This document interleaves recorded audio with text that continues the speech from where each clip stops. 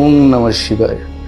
সারা ভারতবর্ষের সমস্ত শিব মন্দিরে মহাদেবের প্রতি শ্রদ্ধা এবং পুজো সমস্ত কিছু জানাবে সারা ভারতবাসী। এমন কোনোই কিন্তু বাধ্যবাধকতা নেই যে শুধুমাত্র মেয়েরাই কিন্তু এটা করতে পারে। এটা যে কোনো মানুষ তার নিজের মনের যে ভক্তি, তার যে শ্রদ্ধা, সেটা দিয়ে মহাদেবের প্রতি তার শ্রদ্ধার্ঘ্য জানাতেই পারে।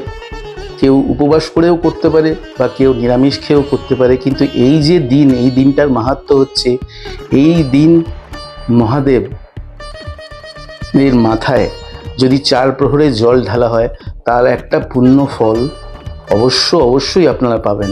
হ্যাঁ, এটা আপনারা ধরেই নিতে পারেন যে দেবাদিদেব মহাদেবকে তুষ্ট করতে পারলে সমস্ত দেবতাই আপনার প্রতি সদয় হবে।